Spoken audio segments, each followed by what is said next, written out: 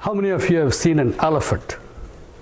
I mean, not like far away from in a zoo, like up close, right next to you, like this one.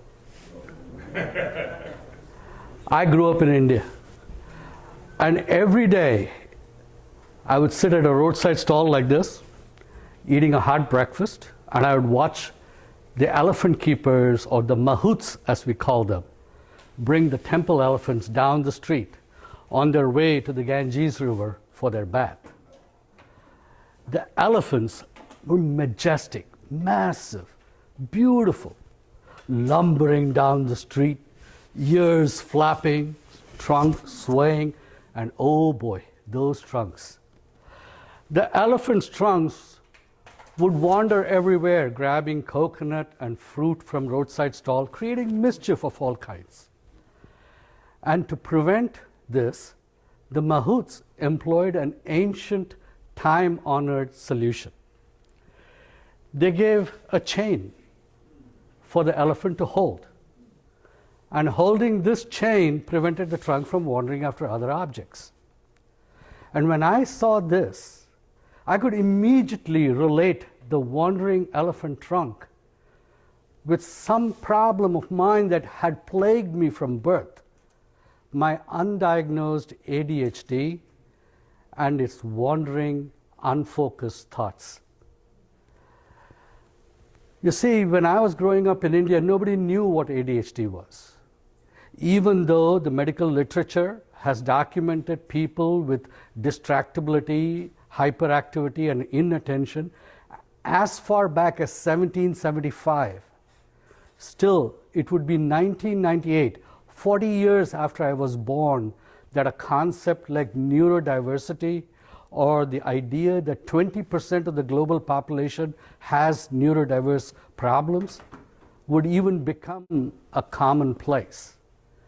Back then, growing up in India, people just thought I was distracted or playful, or worse, that I was lazy.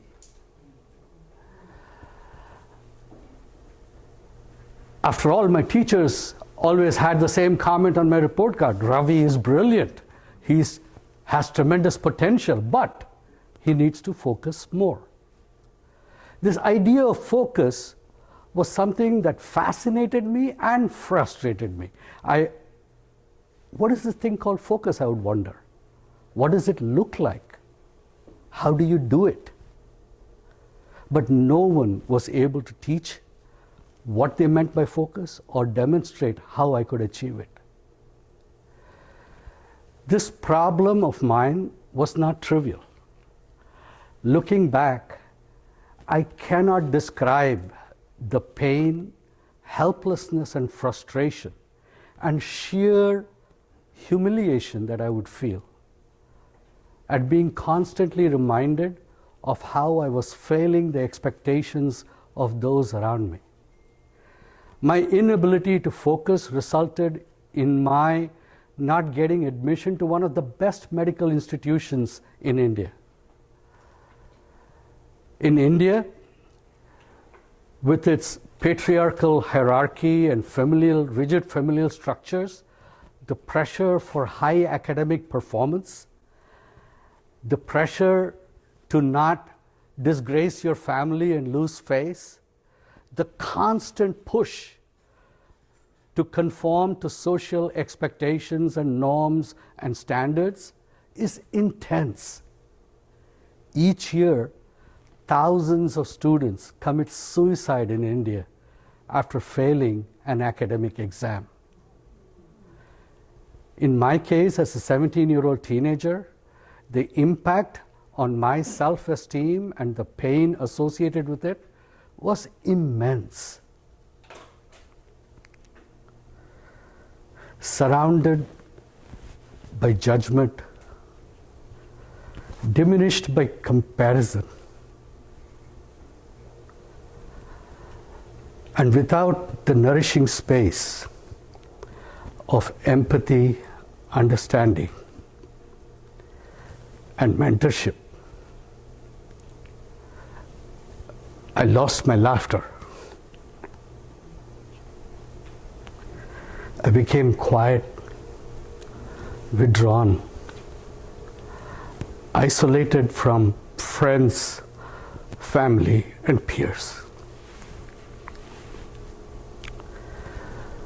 I languished like this for about a year in a local community college before I managed to somehow get admission into a small state medical school.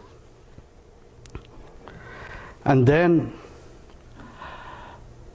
but my path to focus and my struggle with it was not over. And then fate stepped in the form of the mahouts and the elephant and its chain. Looking at this massive animal, I wondered, what if I could find some kind of chain for my mind? Something that would anchor me to my grounding idea of being a physician. The idea that maybe I could find something that would help me harness the unfocused thoughts of my ADHD brain possessed me, and I feverishly started studying the literature, researching, trying to find techniques and methods that I could use. I was looking for something that I could use by myself without any guidance, anytime, any place, anywhere. My search took me to an English translation of a 5,000-year-old Sanskrit text that contained within it descriptions of various yogic exercises of concentration and meditation, and I studied it to find something that I could use. I settled on an ancient technique of passively observing my own breath and started practicing it every day as I was doing my everyday activities.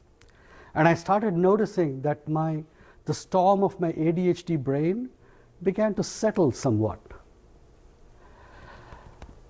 Today we have multiple established medications, skilled counseling, and comprehensive therapies for ADHD, but I had none of these.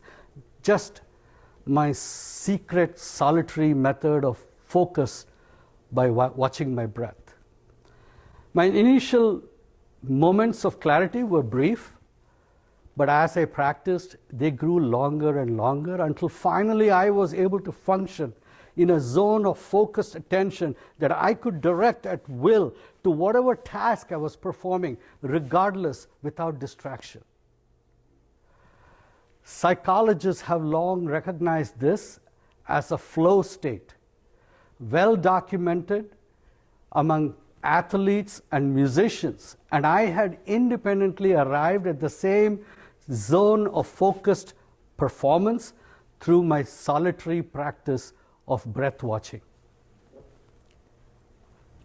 But that was not all. With the acquisition of focus, I immediately started reaping benefits that impacted my personal life, my professional career, and my ability to contribute to my community. First and foremost, my perception of my reality shifted. I realized that we all live our lives as stories and narratives that are spawned by our mind out of the raw material of our experience, and that I found that my sensory experience was nothing other than the interaction of my environment with my five senses, the photons and molecules that allowed me to be sensitive and receptive to the colors of a butterfly or the touch of it landing on my finger, the vibrant beat of sound waves impacting my eardrums as I enjoyed music, or the delicious taste of ice cream on my taste buds, the scent of a flower drifting as scent molecules into my nose, and that all my stories of my life were nothing more than name, form, constructs created by my mind of narrative, interpretation, assessment, and relative value and judgment superimposed upon my sensory experience. And I found that if I could remain focused on my experience, I could choose which narrative was aligned with the goals of my life, and I could give power to it with the light of my attention. I found that focused attention on my experience allowed me to be open to life and its possibilities. The professional impact of the elephant and his chain rapidly allowed me to progress from my small medical school in my state to the best institution in India, the All India Institute of Medical Sciences, where I pursued my doctoral degree in leprosy, and then onward to Harvard Medical School as a physician, scientist, and a research fellow. But most importantly, this method of focus became a cornerstone of my medical practice, a tool for me to impact the experience of my most ill patients. I distinctly remember sitting at the bedside of a dying HIV patient who was engulfed in fear. It was the height of the HIV epidemic. And his disease had progressed to a point where not much could be done for him. And in those days of social stigma, he didn't have much of religious comfort for him either. And I saw firsthand how the method of focus allowed him to get something far more valuable than a cure, a sense of peace, acceptance, and empowerment that dissipated his fear. Decades later, we used the same technique to overcome the fear and confusion of the COVID pandemic. Having learned the lesson of the elephant and his chain of focus, my staff and I, we were able to help our patients think and experience outside the box of their circumstances and focus not on their fear of death, but on the opportunity of the moment. Our clinic became a sanctuary of hope and safety, grounded in a narrative of empowerment and human connection that directly counteracted the fear, division, and disconnection that was fracturing our community. The patients who came into our presence were able to experience their fear without getting entrapped in a disempowering narrative. Our experience repeatedly affirmed and demonstrated this truth for us. Disease, like adversity, should be understood as a state of disempowerment, and what we all can do for each other and ourselves is to always empower. The method of the elephant and his chain, therefore, is more than just a technique or a strategy. Whether it is an elephant trunk wreaking havoc uncontrolled on the streets of in India, or a mind lost in the whirlwind of ADHD, or a community reeling in the chaos of fear, division, and despair, the need for focus has never been more urgent. The philosopher Ortega Gasset says it well when he says, "We live at a time when man believes himself fabulously capable of creation, but he knows not what to create. Lord of all things, he is not Lord of himself." The problem of focus is not something that just affects people with the genetic predispositions to ADHD or neurodiversity. Today, we all live in a world where we are inundated with stimulation and distraction by design, from apps to phones to the internet to social media and the emerging technologies of artificial intelligence and machine intelligence. Everything in our environment pushes us towards distraction and loss of focus. In such a world, the balancing countermeasure of focus allows us to gain control of the narratives with which we are barraged and manage not only our genetic predispositions but also the environmental compulsions that push us. And therefore, as we navigate through the challenges of our life, I bring to you the ancient wisdom of the Mahouts of India and their glorious, majestic elephants, and suggest that the power of finding your inner chain of focus may hold the key to some of the biggest problems that face us as individuals and collectively as humanity. The solution is simple, available to all of us without restriction, and requires only the commitment of daily discipline to its practice. We each have to find our inner chain that is most suited for our temperament. I chose the strategy of focusing on my breath. You will have to choose the target that is most aligned with your personality. We have to find our grounding idea that is aligned with the goals of our life.